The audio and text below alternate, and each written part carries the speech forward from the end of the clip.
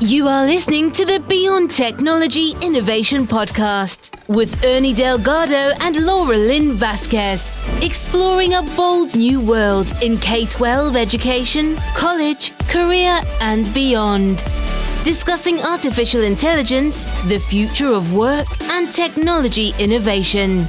Plug in, hold on, and answer the call. The future is online. All right, here we are. We're here. We're back, and we're here with Mr. Broussard. You're gonna learn all about him, and of course, we're here with my partner in crime, Laura Lynn Vasquez. Hey. Good morning. Good morning, Laura Lynn. Good morning. It's been a busy one for you. I can already tell. Yep. I'm getting your messages. All right. So we're excited about this, and as we discussed in our last podcast, this is a new venture for us. We've been doing webinars forever. So this is S1E2. So John, you're our second guest on our new podcast model. We've been doing webinars, as I mentioned, but this is a little different model. So we're excited about it, and we're happy to have you on board to chat with.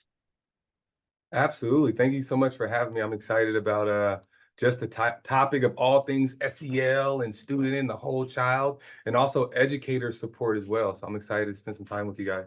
That's awesome. That's awesome. Well, let's start right there. That's actually a great way to start the conversation is SEL. You know, sometimes people have different definitions. Give me your definition and give me how you think it should be presented to the world, the concept. So I agree with you 100%. SEL, for me, I think people try to politicize it. So part of what I do is I try to decrease and destroy the barriers or obstacles, or if the strain that people try to hold up to and politicize and have opinions about it. And a lot of what I do, I just describe as empathy education. So there's tenets involved in what you might describe as SEL with empathy education, but the reality is I feel that any significant learning takes a significant relationship, and a significant relationship is empathy. Is understanding the journey of someone else, is understanding them in a way so you can impact them for better. And empathy means that in order to see your journey and know how you feel and understand what you've been through, I have to be really close and introspective about my own journey. And so that's why I call it empathy education. Now, when it grows legs and limbs and all things like that, you're going to talk about equity, you're going to talk about SEL, you're going to talk about all these other topics, diversity and things of that nature. But the foundation and the baseline, and is not political at all, is empathy education. The idea that all significant learning, every goal and metric that we want to use within the scholastic realm starts with a significant relationship, having a real interaction and connection with someone. So they view us as value, and the things that we want to share with them, they will also view as value. Yeah. Love that. Absolutely love Very that. good. You know, John, your journey from overcoming personal adversities to becoming a beacon of huge change in our valley and around is nothing short of remarkable. The books that you're now writing, I just got a copy of your poetry one. It's truly remarkable. So could you share a pivotal moment that sparked your passion for integrating empathy into education? How did that come about? I think it's multi-layered. And I don't know if I had a pivotal moment, only because the transgression for me being an educator. And when I say educator, I really look at myself as a child humanitarian or a child advocate. And it wasn't necessarily an aha moment. Like, I went into education because it felt like the safe place where I can make a positive impact, but then also provide for my family. I knew that I wanted to create a world different in which I was raised. And I was running from that. So going into education, it wasn't an aha moment like, oh, here's how you do it. I came into it saying what was done to me was wrong, and I want to see it done a different way. But I can say something pivotal for me was in college. There was a time where I was questioning everything. I was a freshman or sophomore in college. I just broke my ankle, and I was really frustrated. Basketball was my safe haven for so long. And then through that process, I came to the point of like, okay, I'm off the court. I'm away from home for the first time in my life. If things in life were different, I would be in a different place. Life would be so much better and all these things. And then that night I had a dream about my dad, which I rarely did. And in the dream, I like hit a game-winning shot for Duke. And I remember hugging him and I woke up crying. The very next day, I went to the multicultural director's office, and he's been telling me to come by his office for weeks. And through that time, I didn't, because I was a busy college kid. But I opened up this package that he had for me, and there was a letter from one of my dad's classmates who went to a different college in my same league. I opened it up, and the letter said, "Hey, I knew your dad. He was a leader. I remember there was a time where he handled a situation with such grace. He had every right to be disrespectful towards someone, and he didn't. Now, mind you, the day before, I was disrespectful to someone, and I felt really bad about it. But I let out all the screams to this student that I really should have let out to myself on some mountaintop somewhere where I just wanted to let it all out. Yeah. It should have been that space, but I didn't handle it that way. But then right after that, I started looking at all these pictures from my dad, him playing sports, and I've never done that before. I'm 20 years old, and I'm just now opening up an envelope watching his sports career. And so I'm looking at, Broussard was stole the show in the Blazers workout because he got drafted to the NBA, and he did all these amazing things in college. So I'm going through all this, and it brought tears to my eyes. And it was at that moment that I saw he was wearing number 30. I wore number 30 the first time I picked up a jersey in middle school. And here I am 20 years old, and I'm realizing, wow, like his number was my number. He was with me this whole time. So when you talk about pivotal, that was my moment. That was my message for the universe to tell me all the pain you've been through have purpose. Keep going. There's a reason behind it. And once I realized and was able to understand that, the idea of trying to change the world, or at least the world around me, the world that I can physically touch, became a priority because I wanted to allow other people to experience life in a way that wasn't afforded to me. That is such a powerful story. I'd heard the videos on your website, and I watched it. I told you I did some research. There you go. You did. Good job. I heard that story, and I was really moved. And you hear stories, you relate it to your own life, right? And I think some of our early days are not too different.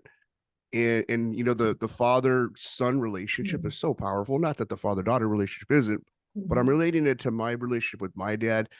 And my dad, fortunately, he was around my entire life, but he made one huge move, and he took us out of that environment and moved us to Orange County, which was a different environment than, South Central adjacent where we lived. Yeah. And I'm not saying nothing good can come from that part of the world, but statistically, it's harder, right? It's harder. You're surrounded by difficult situations. Yeah. And that one gesture alone just changed, my life went in a completely different direction. My sister, my mother, my son, my sisters, my nieces and goddaughters. So it's sometimes one little thing could just change everything. And the fact that you got to see that your dad was an athlete, had that number thing, wow, that is super huge. So how is that impacting your relationship with your son? Because obviously it changed your trajectory. Obviously it's changing. Is his name Carter? Yeah, his name is Carter. Yeah. All right. Yeah. So what's amazing is that it's funny, literally 2 or 3 days ago, because my son got in trouble in school. So we're sitting at home and we're talking about him being punished and grounded and things of that nature. And I was letting him know that, and he was asking me, he's like, somehow we got on the idea of how do I feel that I didn't have a father? He asked me, he's 10, and he's asking me, how did I feel that I didn't have a father? And I was like, honestly, I feel like I get an opportunity by being your dad, and all the moments that I get to share with you, even these uncomfortable moments of discipline and grounding and things like that. I'm still having the opportunity to feel what I always wanted to feel and long for. My dad died from a heart attack and diabetes at 38. And so at 10, my son is so insightful, and he goes, wait, so is that why you eat healthy? Because you don't want to end up like your dad? Cool. So like That he is was cool. so I love insightful. It that. was beautiful. And I was like, son, that's exactly right. Yeah. Is that I don't want to end up like him. But we did have this amazing, beautiful conversation about that idea. The idea that me not growing up with my father and being able to raise him is giving me that opportunity back. So Mhm. as a dad, I'm proud. He's such an amazing young man. But then also we're all sons and daughters of our parents, even though we don't see them Mhm. visibly. So I still feel that son nature through my relationship with him. So it's great. It's beautiful. It's beautiful. Yeah. Love that. I do love that. I'm sure there is a lot of moments of empathy within your own parenting that you see.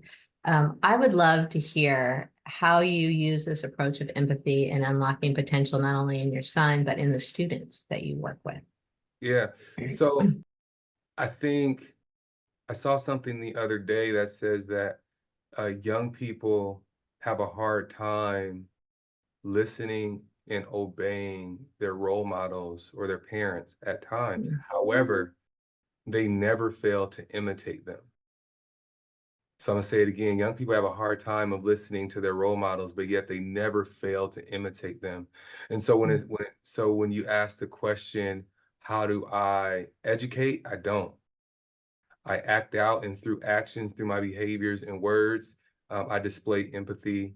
I give grace, and I let them know what that feels like. And for me, it start with kind of understanding the seasons. Like I never want to escape. Um, I never want to escape or forget the seasons that I went through when I was my student's age, when I was my son's age, Mm. and me remembering that journey. I'm able to always tell my son or my students, listen, I'm not I'm not surprised or upset necessarily by some of the choices that you make, but I have to do my job and help you and allow you to grow through certain things.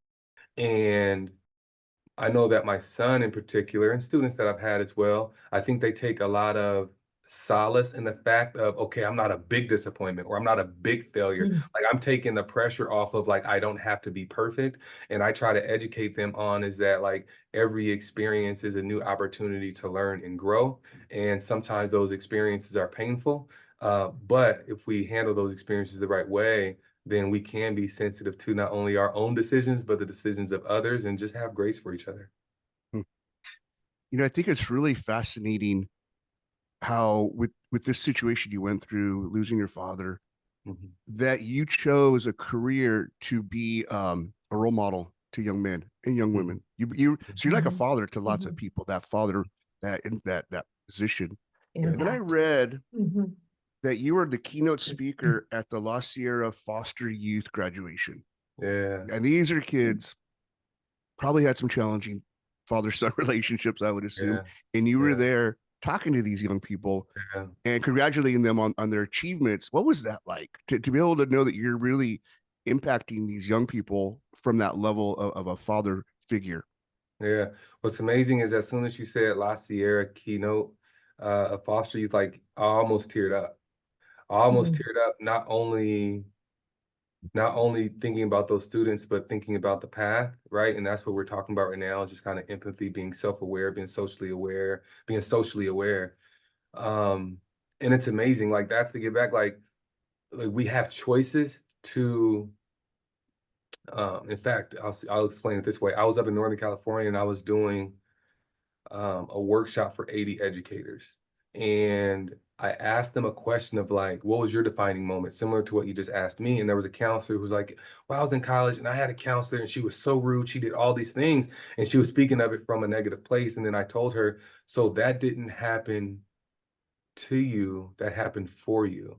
And so many people in Mhm. life, they take that perspective of like, look what happened to me, look what happened to me. Mhm. And if we just turn it a little bit and say that didn't happen to you, that happened for you, because the baseline of everything I do is what breaks your heart makes your heart. And everything that I went through, um, yeah, it did. It broke my heart to a degree, but it also made my heart to want to go and give out and pour into the foster kids or any young person that have been through some adverse moments and things of that nature. So to be able to speak to them in a way that they understand, that they can feel, that they recognize, and it radiates like, man, here's someone who really been through what I've been through, and look where they are now. And that's where a lot of my poetry and stuff have come from, through that relationship. So, so no, that's huge. In fact, I shared obviously you guys know that I'm a poet, and I shared a poem with them that's called I Promise. And it kind of explains my journey in relationship to the journey and where they are right now. And I think it moved them a little bit. So in fact, I'll share that. You guys want me to share a poem? Yeah. Share it with us. Yes. Let's hear it. Yeah. I was just going to pull it out. I've got it right here. Yeah. So it's called I Promise. I haven't shared this one in a while, but I think I remember it. Right. So this is at La Sierra. These are foster youth just crossing the stage, and I wanted to give them a message of, I get that life appears to be unfair, but now you're battle tested. All the pain that you've been through, you are now going to see, and you're gonna have the opportunity to understand that it was actually to your benefit, and your best days are ahead. So it's called I Promise. I promise inspiration is possible if you search and look. I promise education is possible if you just open a book. I promise your dreams are real things if you just put this foot in front of that foot and you do it repeatedly. Even if the task gets difficult seemingly, just do it repeatedly, because increasingly dreams become realities and oppositions casualties. They can't hold you. I repeat, they can't hold you. Insert Jesus and Judas. I promise you can do this. Insert Martin in oppression, Nelson in apartheid. I promise they live in you inside. Inside, I cry because of society's lies, raising our youth to think when dreams grow, they die. I promise you're possible. Release the impossible. Just stare into the world and scream, dang it, I'm unstoppable. Child, hear me. I promise I love you. There's another level this side of the struggle. I was where you are. You can be where I am. Please listen. I need you. My heart beats only to this commission. My mission is to tell you, so please listen. Every rosebud deserves to bloom. The beauty of the world will blossom soon. Just water it. It's inside of you. And if you need a little help, I'm beside you too. You're gonna make it. Flowers are beautiful. You are beautiful. I'm sorry, but storms and thorns are needed too. It bursts purpose and passion. It gives you perspective over pain to get past it. Yes, it's gonna hurt. That's honest, but you will find its worth. I promise. That is powerful. From Judas to Jesus to, I love that.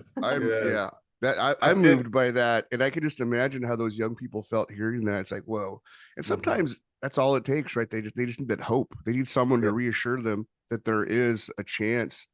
Because I do know, it's just knowing that world, sometimes you just get trapped in these vicious cycles. Yeah. And it's hard to break out. Yeah.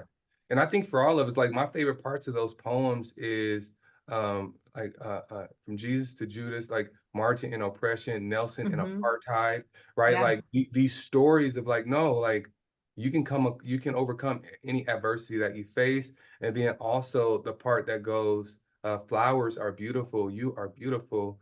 And because not only for young people or not only for people who have been raised in adverse situations, but I think for humans in general, it's not the journey that most frightens us. It's the idea that we're going to die on our journey. But if we're all told and made to believe, listen, this is going to hurt.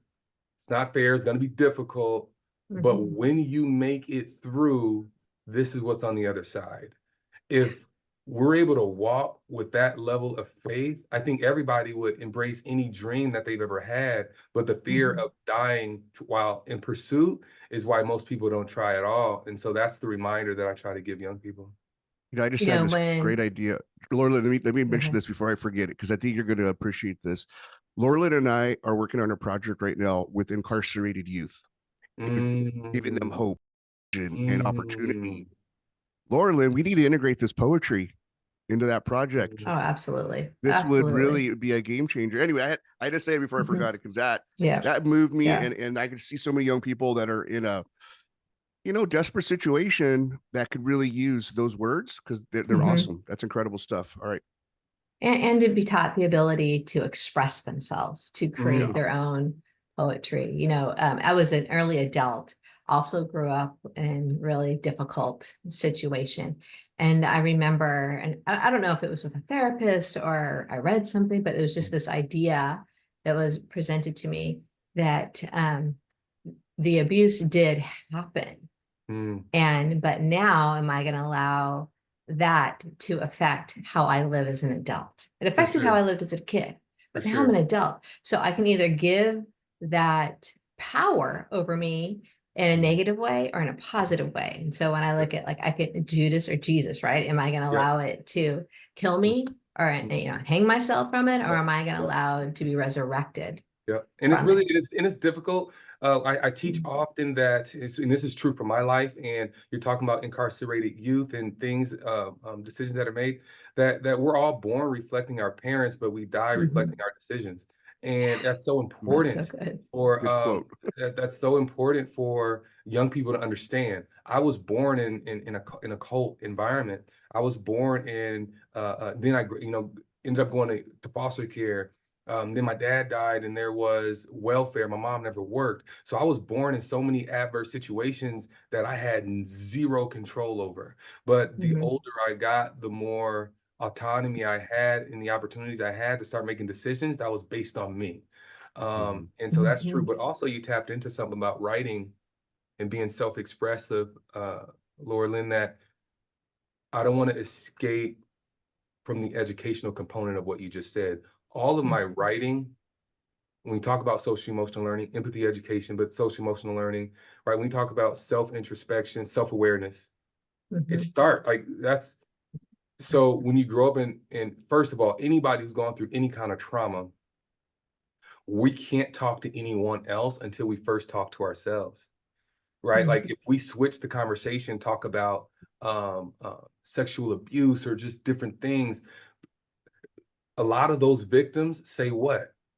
I didn't tell anybody. I didn't even want to tell myself. I tried to black it out. Absolutely. Yeah. Right. So it's still clinical. What my writing started with therapy, because in African-American communities, and when we talk about, we want the whole child. Well, it's a half child that's showing up to campuses and classrooms and learning environments, numb to the world, afraid to talk to you because they don't even talk to themselves. So I grew up in an environment where I first had to learn how to talk to myself and be a therapist to myself, because that wasn't afforded in African-American communities. A lot of times when you talk about low socioeconomic environments, there's taboos around mental health. There's taboos around transparent conversations. In fact, in my book, the first one, Letters from an Educator to the Child You Didn't See, I think I made a statement in there that said, if African-American communities spoke to each other as much as we spoke to God, then our communities and families and relationships would be healthier and stronger. Because we grew up in communities where it's like, oh, there's something wrong. Well, pray to God, he's going to fix that, which is true. But also we can help fix each other if we're transparent and bold enough and vulnerable enough to show our scars and hurts. Right. So SEL is deeply rooted into the work that I do and the poems and things that I write. Yeah. So it's making that SEL is just making that communication piece more accessible and more bringing it to the surface. Like, here's what we really need to be doing. For sure. It's not taboo. This is just how, we're humans, and there's ways that we operate, and we need to be more aware of those ways. And this is a strategy to help. That's pretty awesome. For sure. Go ahead. I was going to say that for sure, because the baseline for everything that we hear, the baseline for all the commercialized terms in education, right? And again, I'm going to restate it: equity, diversity, SEL, inclusion, right? The baseline for all of that is empathy. And that's why a quote that I use often is that empathy is the prerequisite that allows equity to exist. Because when we say equity and we define that word, what we're saying is that we want equitable access and for everybody to thrive. We want this and things of that nature. But you have to care first. You have to see first. You have to understand journey first. You have to establish a relationship first. And by first, I mean That's empathy. That's understanding someone else's journey as if it was your own. And so it's kind of Yeah. understanding that a little bit. Yeah, You know, I it's love that. one thing. Empathy is a prereq for equity to exist. That's Yeah, awesome. Yeah. absolutely. This is something I'm really proud of with my son. My son's 11, so we're kind of in a similar boat. He has that. I see it. I see him even in the world. We were at a football game, and I think Laura Lynn's heard this story before. But the woman sitting behind us, just we know her because we sit by her. But she made a comment like, "Oh, it sure is cold today." And my son said, "Here, take my coat." I mean, what Yeah. 11-year-old does that? So, I mean, me and my wife looked at each other like, "All right, we're doing a good job," because that's just it's a beautiful thing to have, just naturally part of who you are, because Yep. it'll open up all that equity. Yep. So we're real proud of him for that. Yep. Now you have a division of your publishing company called Moral Fiber. Tell me Yeah. about that. I'm super Look at that excited. smile. Look at that big smile he just got on his face. Yeah, Yeah. All Yeah, right. so yeah, I'm super excited. So that's multifaceted. Um, so obviously as educators and as teachers, we know that people learn from a lot of different modalities, Mhm. right? A lot of different kinesthetic lifestyles. In fact, I was speaking with a counselor up in Northern California yesterday. Um, and I'm like, so have you read the book? Because I did a keynote and he wanted to review it. And I'm so, have you read the book, Letters from Me? He's like, no, I don't. If it's on Audible, I'll read it, you know? But it was really hard. People say, hey, are you a speaker? Are you a writer? Like, what do you do? And to be honest with you, the reason why I started my own publishing company and my brand and my umbrella is because I couldn't fit myself in a box. When you go Mhm. through things that I've went through of trauma and adversity, witnessing your sister, die in front of you, get murdered in front of you, like, right? Like when you go through those things, you want to be able to heal the world by any means necessary. Yeah. So that's, I'm not a teacher, but if teaching and stepping into a classroom will allow a young person to feel less than what I felt, I'm gonna do it. If writing a book, if doing a poem, right? So through that same vein, I realized that there's so many people out there that won't watch our podcast right now. They'll never step into a classroom or attend one of my keynotes. However, I know the society that we live in with Moral Fiber, which is an apparel company, a lot of them will grab a t-shirt. And I don't know if you saw, Ernie, but the t-shirt said, if you're reading this, I believe in you. Yeah, I did see that. Just that message alone signifies everything we're talking about, and they don't have to sit in a 60-minute keynote. They can read something on a shirt. And so it's advocacy at its finest. It speaks to the heart and the soul of what education should be. And every Yeah. garment, sweater, shirt, hoodie, hat, whatever somebody puts on, they're wearing advocacy and values out loud. And the reason why I'm so excited about it is because I've been an educator for 20 years, and I've yet to see a brand or anything that really speaks to the heart and the mission of who we are. I keep saying educator, but that's child advocates. Like, we're all people who say that I want to create and make better the living conditions of every young person, regardless of what corner or facet they Yeah. are in the world. So this clothing brand, Moral Fiber, is the idea is that we're taking the morals of who we are, and we're taking the fibers of linen and fabric, and we're weaving it together to create advocacy to help young people. Yeah. Yeah. That's It's so so great. interesting. It's Yeah. when it's like you can't not read something, right? If you see the Mhm. words, it's automatic. You're going to read it. So it's Yeah. a way to get your message out there without saying a word. It's just Yeah. someone's going to Yeah. glance at it, capture that Mhm. moment, and it's going to lock Mhm. in, and it's going to Yeah. give them hope. It's a Yeah. beautiful thing. Well, and it ties right in with your, founder of 330 Publishing, Yeah. right? Yeah. You're passionate about advocating for change. So unpack that a little bit for us. Yeah. You say unpack the 30/30 or just the The advocating? the Publishing your company. 30/30, yeah, publishing company.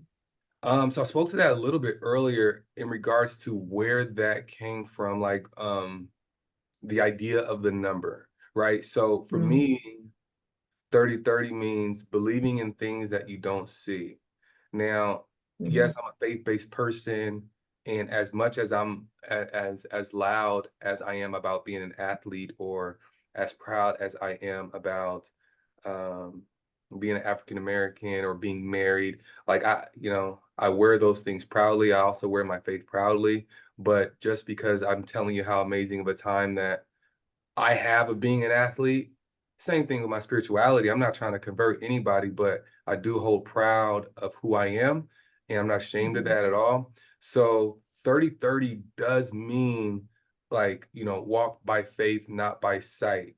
Every young person, spiritual or non, Mhm. if they're going to achieve what they want to achieve, they will hit a crossroads that's going to say, are you going to stop because you don't see where you want to go? Are you going to stop because you don't currently possess the purpose in which life has created you to be, right? Are you going to do that? Or are you going to say, you know what? I'm going to believe the spirit, the feeling, the energy, the push, the pull that's inside of me and create a world that's bigger and better and more magical than I currently see it. So that's what 30-30 did for me when I was like, I'm quitting college. Like my dad's not here, my family's not here.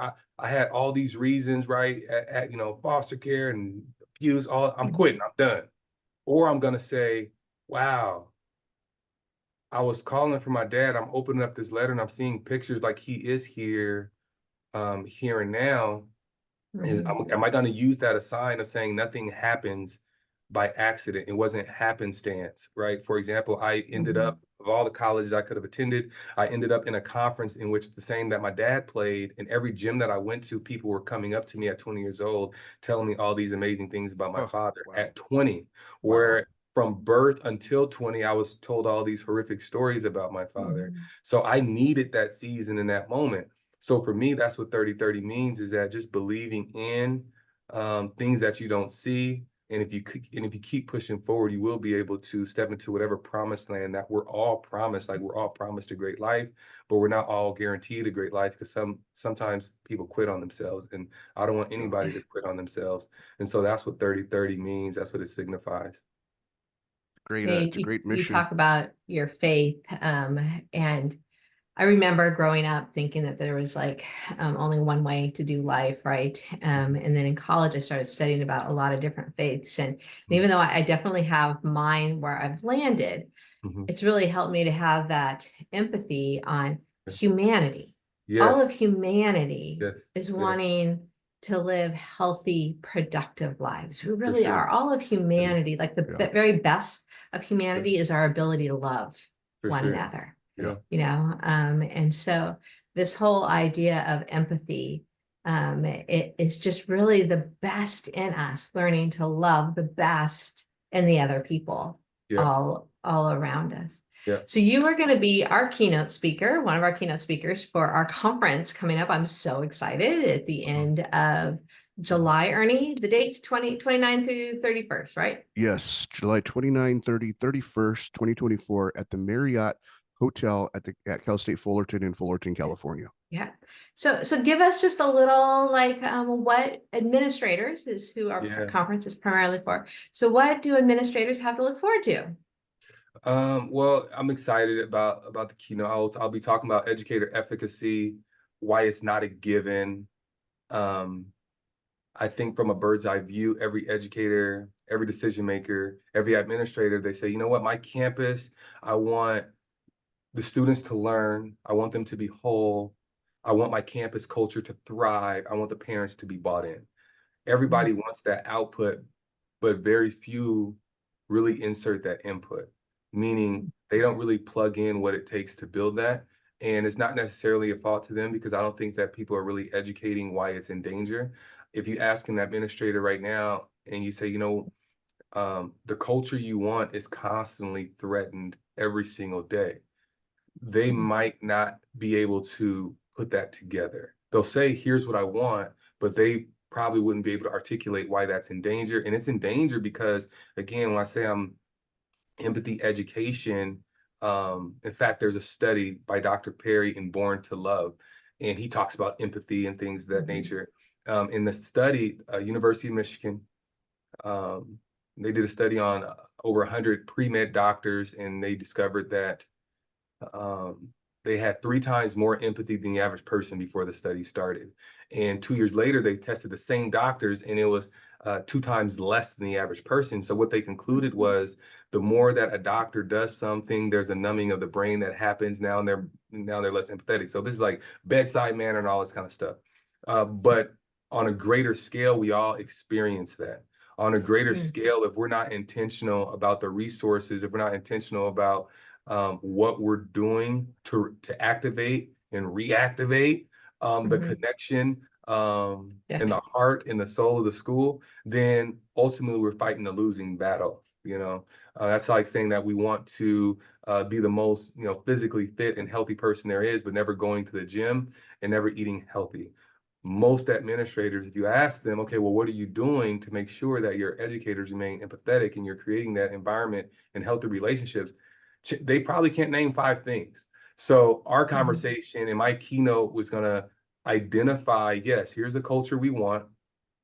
It'll also identify why it's problematic and why it's in danger and what educators can do about it, so the campus that they envision can actually exist.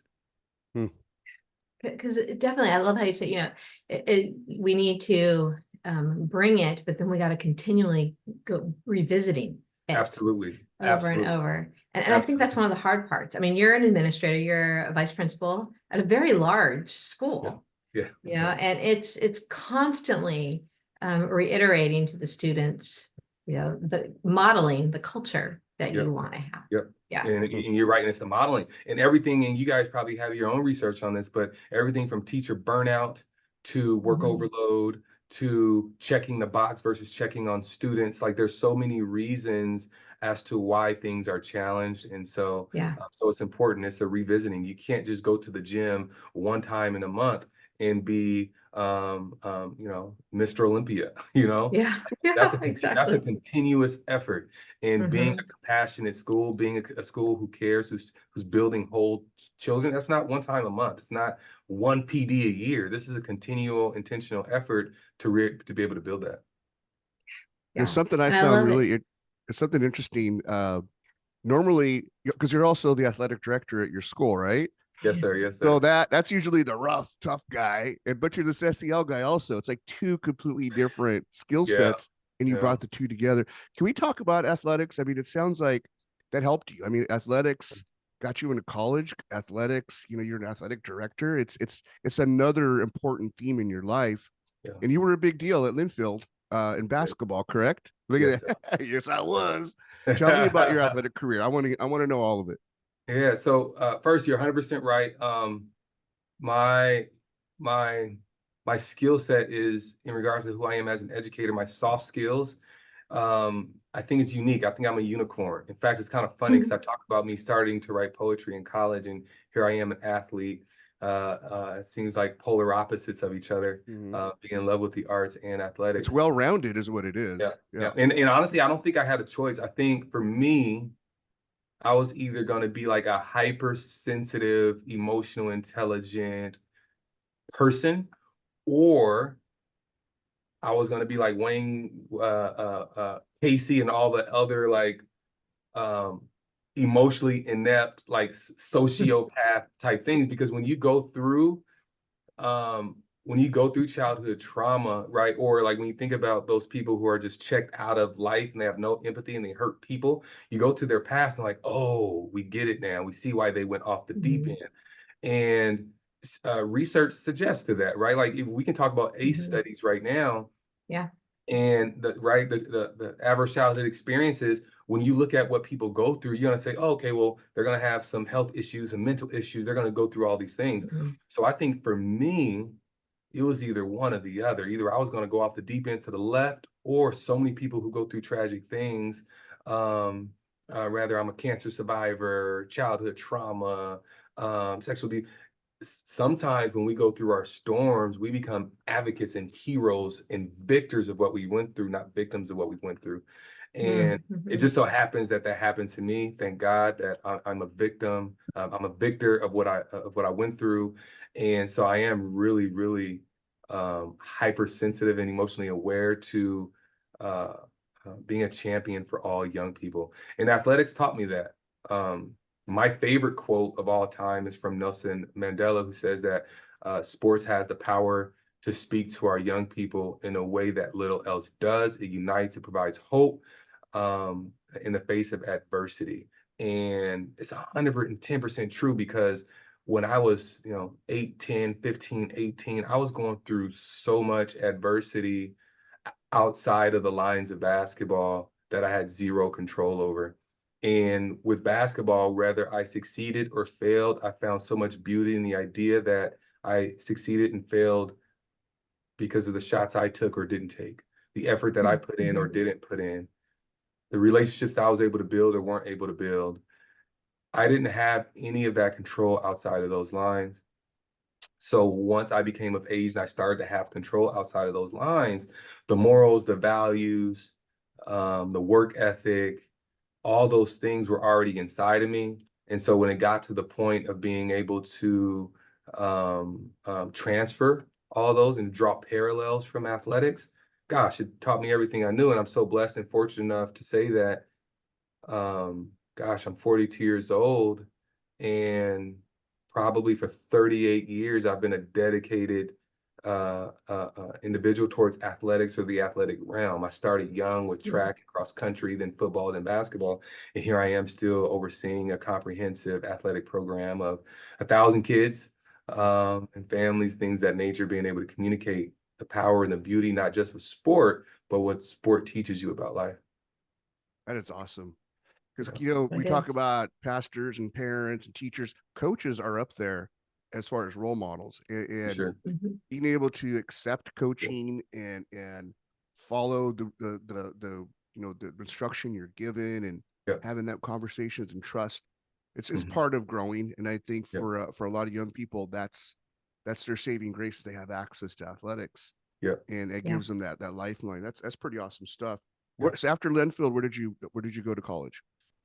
So I went to so I grew up in Oregon. I went to Reynolds High School, and it was good experience there. Then I went to Linfield College in Oregon. So that's where I Got went it, to got it. college. Yeah, Got yeah. it. Went to Linfield College in Oregon.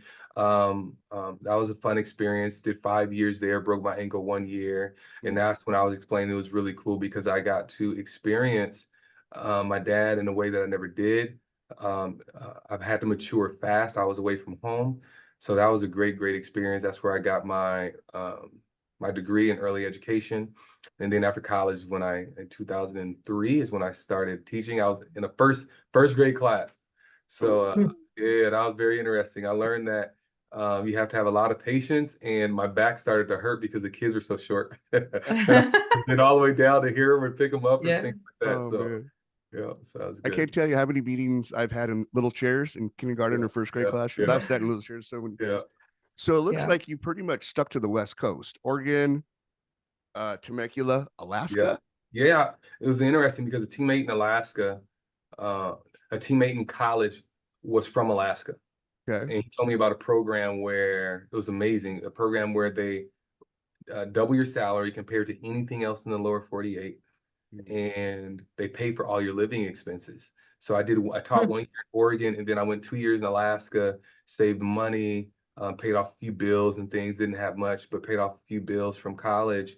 And then that allowed me, I knew I was coming to California, and that allowed me to get started in a really great way, to come down here and buy a house and start my career. Yeah. That's Now, you awesome. were a single man in Alaska, or you were a married man in Alaska? Listen, I don't advocate for anybody being a single man in Alaska, That's because what I was gonna say. you're in a I room heard by yourself. Yeah, no. So the I ratio is was, terrible. yeah, no. So I was married in Alaska, and we were there for 2 years. We went there Okay. for 2 years. Yeah, got it. Yeah. Wow. Great. Yeah. That's a lot. Yeah. So I have one last question, and then I think Laura can wrap things up. But you made one of the quotes I read. You say is that everyone has a gift, and I Mm, love that. I love that, mm, and I apply that with my son all the time. He mm. has so many gifts, and as a father, my goal is to help him apply that gift to the world and help him find his path. But how does that resonate with you? Where did you come up with that, and how do you expand that concept and that idea to young people? Yeah, it's sad. It's sad that our society is built in a way, is constructed in a way that forces us to be insecure about our gifts. Um, Society teaches that our gifts should look the same as others. When you talk about social media, you talk about Hollywood, you talk about schoolyards, you talk about office buildings. People are afraid to be unique. And I believe in a God that he doesn't make mistakes, that he's made us all magnificent and wonderful and powerful, but not powerful the same way. When I speak to young people about that concept, I talk about that. Um, as a basketball fan, I'm a Kobe Bryant and a Shaquille O'Neal fan. I'm a huge Laker fan. Kobe was obsessed with getting to the NBA. However, he would have never gotten to the NBA playing basketball like Shaquille O'Neal. Shaquille O'Neal was, 7 feet, 315, 20 pounds. Kobe was 6'6", 215 pounds. Kobe was never going to be a center. However, his gift, his ability, his skill set as a guard, he was quick, he can jump really high, he can shoot from far. That gift allowed him to get to NBA, and Shaq was the opposite. He couldn't play on the perimeter. He couldn't shoot free throws. There's a lot of things that Shaq couldn't do, but he can run over the whole team and all the fans in the stadium and dunk the basketball. And so Shaq had his own unique gifts. So for many of us, we all have a goal of what success looks like. And I think that we can all reach that goal collectively, but we won't all reach that goal the same way. And so when I say that everyone has a gift, that's what I mean. Being a person of advocacy and wanting to impact young people's lives, I know as an African American male, having this some of the experiences that I've already had, my ability to write as an author, my understanding and IQ of over 30 years of athletics, I know that I can impact people's lives, and not many people can impact people's lives the way I can. But that's okay, because there's so many people that I can't touch because I don't have the unique experiences as Laura Lynn or Ernie or whomever else. And so that's what I mean, that we've all been given a gift. And if we try to, and it's unfortunate that society does this, but if we try to look at each other and try to mimic our gifts to match the same and be identical as someone else, we'll never see our full potential and our purpose and what we're called to be. So I really do try to, best I can, bestow that into young people to say, find your own gift. And even me, I'm a victim and I'm guilty of that. I haven't become outspoken about poetry or my writing or things of that nature until probably 3-4 years ago. And I've been writing since 18 because I was insecure about the fact that A, I love to write. B, I didn't know if I was good at it or not, but there was something inside of me that was like, this story and the way I formulate these words feel really great to me, regardless of what anybody else felt. It feels great to me. And I was insecure to do that for a while, but I had to kind of shake my own fear and my own insecurity to step into that light. Well, I'll let you know you're good at it. Just from my perspective. All right. And I can't, You're good at yeah, real quick, because you said his name, and I cannot let you say Kobe Bryant's name on my podcast and not speak up a little bit. So I'm a big fan as well. But as you know, Kobe had the Mamba mentality. And Mamba mentality is this next level commitment and dedication. And my favorite story about Kobe is when he was playing for the Olympic team, and he was up at 4 or 5 in the morning going to the gym at the hotel in Vegas. Yeah, I know the story. Who does he run into? All the guys on the team coming back from partying in Vegas. They like, look at this kid going to hustle right now to get the work in, or we're just getting back from partying. And that changed the whole mentality of that team. And they went on to greatness, as you know. But yeah, he was a change maker, and God rest his soul. Yeah, he's definitely my mentor, my idol. I take a lot of not only my athletic pursuit, but my perception of life from him, and the way that he was able to master certain qualities. No man is perfect, but there's definitely some things in which I admired about him. And you talk about the Mamba mentality. It's in my home office, and with the definition of the constant pursuit of becoming the best version of oneself. And I do that daily. My alarm goes off at 4:30 every day to try to conquer the world. So Kobe's all over here in my office too. He's a big hero of mine. I got to watch him play many times. Laura Lynn, well, John, I have one last question. So yours, and then I'm going to wrap up with the last one. Okay, so you have inspired me with a lot. I have your poster, your 2 books. I've got the poetry book right here, and then just mention for us the first book you did, the one that is yellow. Yeah. So the Letters from an Educator to the Child, you didn't see, that's the baseline. I think everyone should start with that book because we talk about empathy education, we talk about SEL, we talk about the ACE study, are you talking about Yeah. Maslow? No educator should enter education without the understanding of a quote from Aristotle, which means educating the mind without educating the heart is no education at all. Mhm. Educating the mind without educating the heart is no education at all. And the first book entails that. It's called Letters from an Educator, the Child You Didn't See. And what it means is that every room or court in which we embark in some sort of relationship or engagement with a young person, we don't see all of them. It says that 1 in 4 young people are going through some sort of storm or trauma Mhm. of child, and we don't see it, and we can't name them. So I try to highlight and ignite that in every reader. Yeah. And then also, and I use my life as an example, right? So Letters from an Educator, I'm the educator, and it's the child you didn't see. I'm also that child. So it's truly multifaceted in regards to, I tell stories to help the reader see the young people in their lives, in their classrooms and court. But I also use my life as an example because up until 3 years ago when I wrote that book, people had no idea the journey that I've had. They look at the me as an athletic director or as an author or as an assistant principal, and they're utterly shocked, like, wait, what? This is you? You went through that? So it's a Yeah. prime example of like we don't know what other people struggle with, how they're feeling, and the journeys they've been on. Absolutely. I think it's a definitely must read for every teacher out there. And John, I want you to know you inspired me to finally publish my book. Oh, let's go. So That's yeah, awesome. it was, I had it, I actually had it written. Yeah, It's a children's book, so I needed an illustrator, and just in that's my head, I awesome. had all of these limitations, right? I don't Yeah, have the money to pay for an illustrator. right, How am I right, going to publish right, something? And right, right. and I'm watching our other common friend, Zach Roush, and I'm Yeah, like, I need to do this. I just yeah, need to do it. And so, 100%. I That's so did. awesome. I'm proud of you. That's so Yeah. cool. That's because Awesome. so thank you. Thank you so Yeah, much. absolutely. That's so awesome. All And right. I hope there's a whole lot of administrators at our conference this summer who will come and listen to all you have to share. Absolutely. You have a Oh, lot of that's good awesome. stuff to share. Yeah. So here's my Mhm. last question for you, John. And I just want you to think about where we're at today. It's March 21st, 2024. Hmm. And I love, sometimes I do these meditations and I like to go to the future and talk to my future self. If you Yeah. could say something to your future self 5 years from now, 20, 24, 25, 26, 27, 28, 29, 2029, what would you say to yourself or ask yourself or tell yourself? What do you want to comment to that person in 5 years? Obedience and courage, because sometimes, Mm. like so many people that I've encountered, they're really not excited. I mean, yeah, maybe an actor or an artist, but when you're in advocacy or when you're really trying to do something that is so purposeful to help move and inspire, make better the world, that's an assignment you're not raising your hand for. And the Yeah. truth is, I don't know if there's enjoyment that comes from the work I do in a sense of, it's not a basketball game, but it is still changing the world. Like it's such a deeper meaning. So it takes courage for me to walk the steps that I walk daily.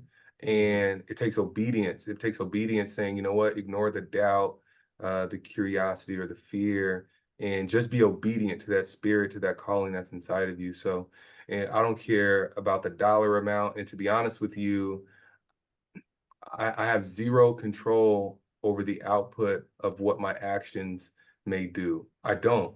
Like if some people are moved by my words or my actions and others are not, that's ultimately not what my assignment is. My assignment is to be obedient, and my assignment is to have courage and faith. So in 5 years, I just want to be able to tell this version of myself, good job for having courage and good job for being obedient. Very nice. Mhm. Very nice. Yeah. You may That's have awesome. actually missed out on being a really good preacher as well, because you Right. know how to say the word, my friend. All right, that was wonderful. I appreciate your time. This has Life's not been over yet. No, it's not. right, right. Not. It's in his spare time, yeah. Yeah. Um, thank you so much, Laura Lynn. Thank you again for helping out here, John. We're looking forward to seeing you at the conference in July, Innovative Educator Conference. If you'd like to learn more, www.gotoiec.com and listen to or go see who all the other speakers are. And we're excited for it. And have a great day, everybody. I appreciate you guys. Talk soon. Thanks Bye. so much, John. All right. Thanks for listening to this episode of the Beyond Technology Innovation Podcast. If you liked what you heard, then be sure to hit like and follow. And why not share with like-minded people? Learn more about our annual Innovative Educator Conference at www.gotoiec.com. You can also find us on all social platforms at Beyond K12 or our website www.beyondk12.com. We'll see you next time.